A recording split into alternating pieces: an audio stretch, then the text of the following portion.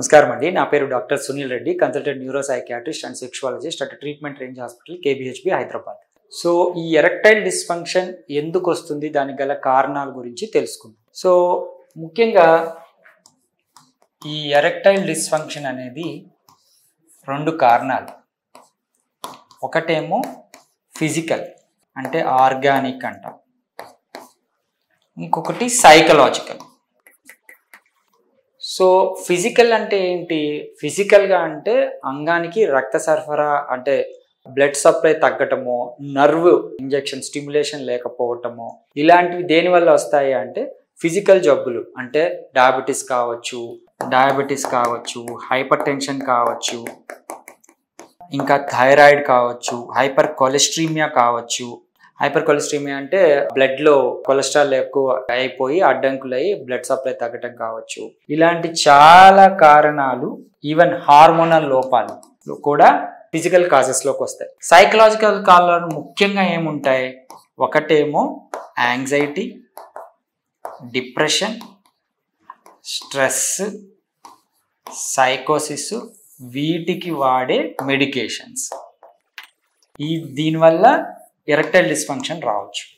So క్లియర్గా ఈ physical psychological కారణాలు పక్కన పెడితే మెయిన్ ఇష్యూ ఏమవుతుంది అంటే మన కోరికలకు తగ్గట్టు అంగం స్తంభించదు.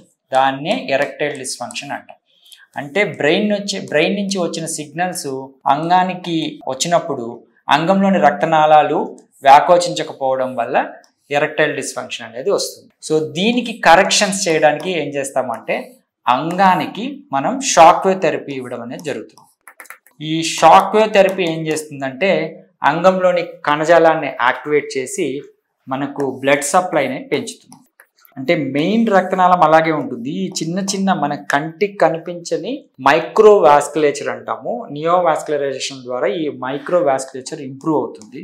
సో దాని ద్వారా అంగానికి బ్లడ్ సప్లై పెరుగుతుంది. సో బ్రెయిన్ నుంచి వచ్చే సిగ్నల్స్ అంగానికి రక్త సరఫరాని పెంచుతాయి. పెంచినప్పుడు ఈ రక్త నాళాలు సరిగా లేకపోతే సరిగా అందక అంగం లావ్ అవుతుంది కానీ స్టిఫ్ కాదు. సో ఎప్పుడైతే బ్లడ్ సప్లై ఇంక్రీజ్ అవుతుందో ఆటోమేటిక్గా కోరికకి తగ్గట్టు అంగం స్తంభిస్తుంది. సో ఈ సైకలాజికల్ కాజెస్ అయినా ఆర్గానిక్ ఫిజికల్ కాజెస్ అయినా మెయిన్ కాజ్ ఏంటి అంటే అంగం స్తంభించకపోవడానికి అంగానికి రక్త సరఫరా. ఆ రక్త సరఫరాని ఇంప్రూవైజ్ చేస్తే ఆటోమేటిక్గా అన్ని కోరికలకు తగ్గట్టు అంగం స్తంభించడం అనేది జరుగుతుంది. సో ఈ మెయిన్ కాజ్ని ఈ షాక్ వేవ్ థెరపీ ద్వారా ట్రీట్ చేయడం ద్వారా సైకలాజికల్ అతనికి డిప్రెషన్ కావచ్చు, యాంగ్జైటీ కావచ్చు, అవి కూడా ఇంప్రూవ్ అయ్యే అవకాశాలు ఉంటాయి.